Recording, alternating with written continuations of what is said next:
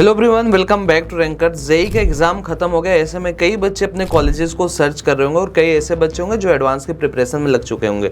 लेकिन जिन बच्चों को अपना कॉलेज चाहिए उनके पास भाई 3-4 ऑप्शंस होते हैं। सबसे पहले उनके पास ऑप्शन होता है भाई कि अगर उनकी जेई में ठीक ठाक रैंक है तो जोसा के काउंसलिंग में जाते हैं। अगर उन्हें जोसा में कुछ अच्छा नहीं मिलता है देन वो CSAB के काउंसलिंग में पार्टिसिपेट करना चाहते हैं। और अगर फिर भी उसमें उन्हें कुछ नहीं मिलता है तो अपने स्टेट के डिफरेंट काउंसलिंग्स में पार्टिसिपेट करते हैं, जैसे यूपी वाले UPTSC के काउंसलिंग में।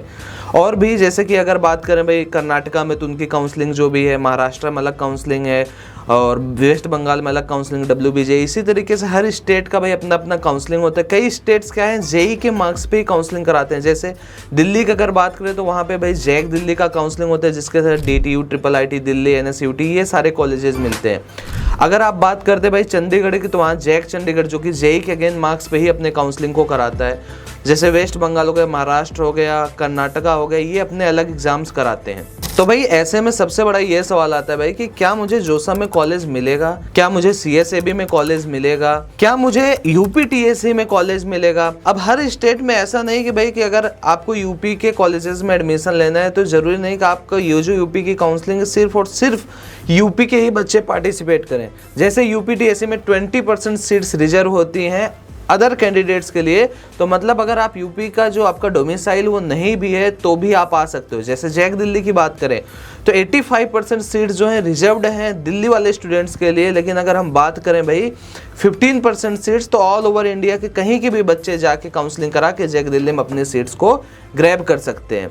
अब इसमें सबसे बड़ा सवाल आता है भाई कि हम अपने रैंक के हिसाब से देखें कैसे कि मुझे कौन सा कॉलेज मिल रहा है, फिर मैं कैसे अपने आप को प्रिपेयर करूं अपकमिंग काउंसलिंग के लिए। तो आइए यहाँ पे देखेंगे भाई RCH के रैंकर्स कॉलेज हेल्प जो हमारा वेबसाइट है उसके प्रेडिक्टर को हम कैसे यूज कर सकते हैं और कैसे हम वहाँ पे अपने चॉइस फिलिंग PDFs को बना सकते हैं। आइए स्टार्ट करते हैं। तो आपको कुछ नहीं करना भाई, rch.myrankers.com पे आना है। इस वेबसाइट पे आपको लेटेस्ट अपडेट्स सारी मिलती रहेंगी। आप यहाँ पे कॉलेज लिस्ट देख सकते हो, सारी चीज़ें भाई क्या उनका ऑर्डर है, कैसे में चॉइस प्रेफरेंस में किसको अबव रखना है, किसको बिलो रखना है। अब जो मेन बात है भाई कॉलेज प्रेडिक्टर, उस पर आते हैं। जैसे आप कॉलेज प्रेडिक्टर पे जाते हो तो आपको यहाँ पे 4 तरीके के काउंसलिंग्स के प्रेडिक्टर दिखेंगे। पहला मेंस है, जेई मेन जो कि सिर्फ जोसा में जो आपको NIT, IIIT, GFTI के कॉलेजेस मिलेंगे। जेई एडवांस के रैंक पे जब आपका जेई एडवांस आ जाएगा उसके रैंक पे आपको कौन कौन से जोसा में मिलेंगे और CSAB में आपको क्या क्या मिलेगा, AKTU की काउंसलिंग में आपको क्या क्या मिलेगा।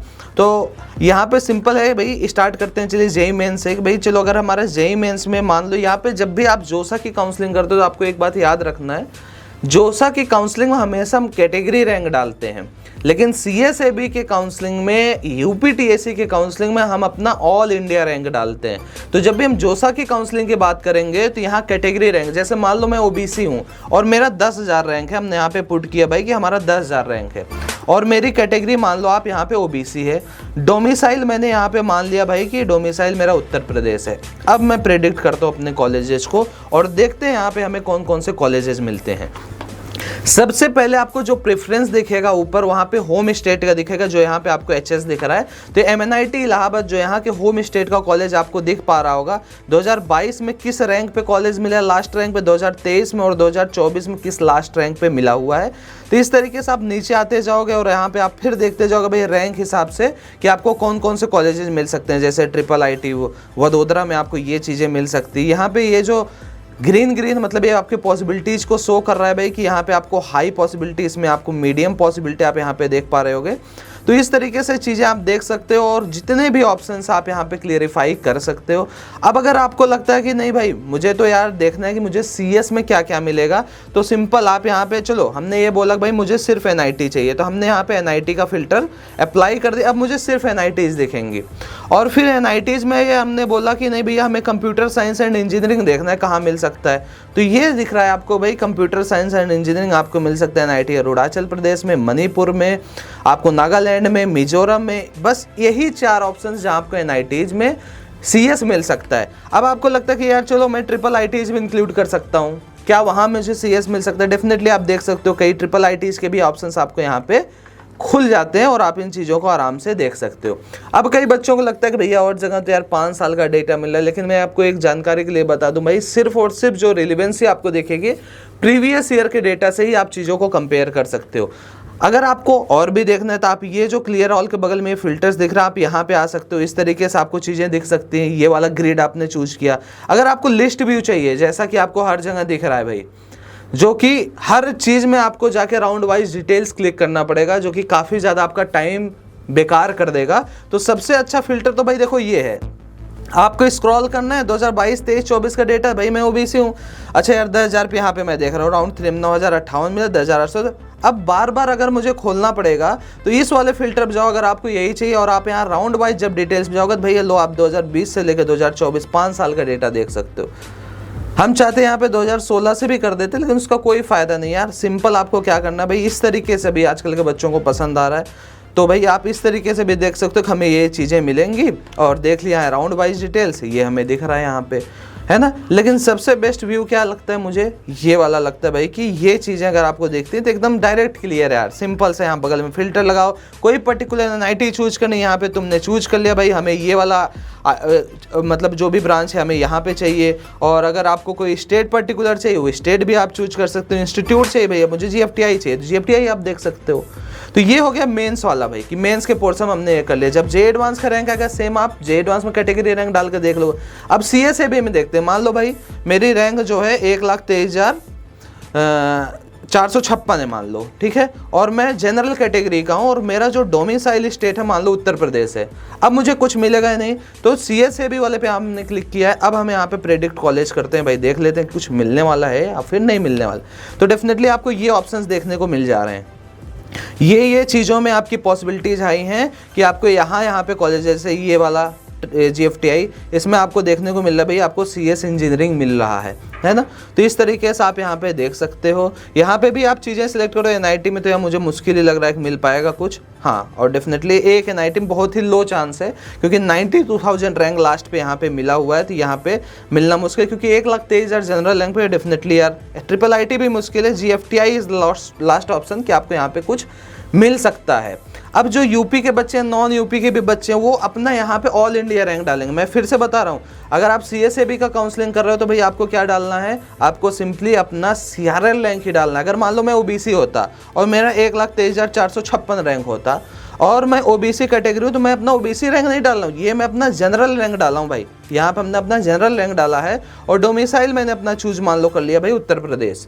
अब यहाँ पे हम कॉलेज को प्रेडिक्ट करेंगे और यहाँ पे कॉलेज को आप प्रेडिक्ट करके देख सकते हो ओबीसी वाले बच्चों को ये चीज़ें मिल रही हैं। तो हमेशा याद रखना है। और सेम एकेटीयू की काउंसलिंग कराते हो तो आपको अगेन यहाँ ऑल इंडिया ही रैंक डालना है। तो मान लिया मेरा 1,23,456 रैंक है भाई, और मैं ओबीसी बंदा हूँ सपोज, और फिर मुझे इसमें भी बिहेवियर चाहिए, क्या चाहिए क्या नहीं चाहिए, ये सारी चीज़ें भी आप यहाँ पे चूज कर सकते हो। डोमिसाइल हमने उत्तर प्रदेश चूज कर लिया, तो यहाँ पे हम प्रेडिक्ट कॉलेज करते हैं भाई कि हमें कौन कौन सा कॉलेज मिल सकता है। और एकेटीयू का तो मुझे लगता ही नहीं कि अभी इधर उधर जल्दी में मैंने देखा हो कि कहीं कॉलेज प्रेडिक्टर, तो यहीं पे आपको ये चीज़ें मिल सकती हैं। तो इस तरीके से आप यहाँ पे भी देख सकते हो। ये वाला भी अगर आपको चाहिए लो भैया, आप राउंड वाइज डिटेल्स देख सकते हो यहाँ पे, है ना। तो ये चीज़ें आप यहाँ पे देख के यहाँ पे फिल्टर आउट कि भैया हमें सीएस कहाँ पे मिलेगा, अगेन इस फिल्टर। तो एकदम स्मूथ प्रोसेस, अगर आप इसे यूज करते हो तो डेफिनेटली आपको कोई भी प्रॉब्लम नहीं होने वाली। अब जो सबसे खास बात है यार इस कॉलेज प्रेडिक्टर की, क्या है भाई कि जोसा के टाइम पे एक्चुअली हम कंफ्यूज रहते हैं कि हमें चॉइस को फिल कैसे करना है। तो उसके लिए यहाँ पे एक स्पेशल आपको फीचर देखने को मिलेगा भाई, अरेंज प्रेफरेंसेस। तो हम यहाँ पे स्टार्ट करते हैं भाई कि अब हम अपने प्रेफरेंस को स्टार्ट करके खुद से भरने की कोशिश करेंगे कि भाई कैसे हम यहाँ पे कॉलेजेस को फिल आउट कर सकते हैं। एक बार मैं यहाँ पे सारी चीज़ों को रिमूव करता हूँ, ठीक है। अब मैं एक एक चीज़ें यहाँ से खोज के, यहाँ से मैं खोज भी सकता हूँ, सर्च भी कर सकता हूँ।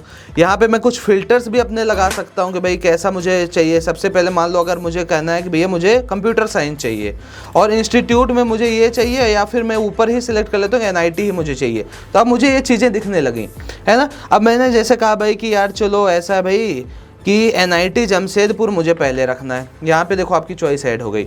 देन ये हमने कहा कि ये ऐड कर लेते हैं, ये ऐड कर लेते हैं, ऐसे ऐसे हमने ये चीज़ों को ऐड कर लिया। ये अपने आप ऑप्शन यहाँ से रिमूव होते जाएंगे जैसे ही आप ऐड करते जाओगे।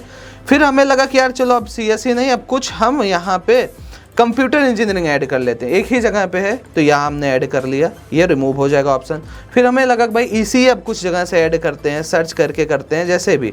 तो यहाँ पे आप बड़े आराम से देख सकते हो भाई कि ये चीज़ें आपकी यहाँ पे आ गई हैं। अब क्या करना है आपको, अब लगता है कि यार NIT दिल्ली तो मुझे तीसरे नंबर पे रखना था, तो ये 6 की जगह आप 3 कर दो, बाहर कहीं क्लिक कर दो, देखो तीसरे नंबर पर आपकी NIT दिल्ली आ गई, जैसे जोसा में होता है। फिर ये चीज़ें सारी आप बना के यहाँ से बस एक बार सेव कर दो, फिर एक दिन बाद आओगे ये डेटा आपको सेव मिलेगा, ऐसा नहीं कि ये बार बार हट जाएगा।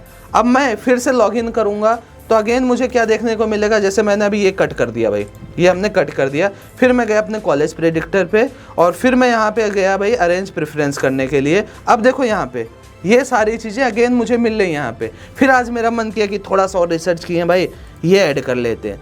अच्छा यार ये NIT इलाहाबाद वाला ऐसा है कि मुझे 18वें नंबर पर रखना है, 18वें पे हमने रख दिया, तो ये देखो 18वें पे आपका NIT इलाहाबाद का सिविल चला गया।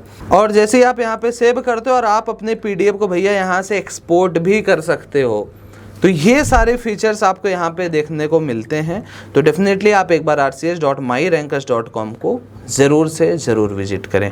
अगर आपको अभी भी कोई क्वेरी लगती है तो आप एक बार ज़रूर कमेंट में बताएं। यहाँ पे AKTU, मेन, एडवांस, इन सब का काउंसलिंग आप यहाँ पे कर सकते हो, देख सकते हो, एनालाइज कर सकते हो, पास्ट 5 ईयर्स का भी डेटा देख सकते हो, जैसे आपको देखना है, जिस व्यू में देखना है आप देख सकते हो। Thank you very much, take care, bye bye.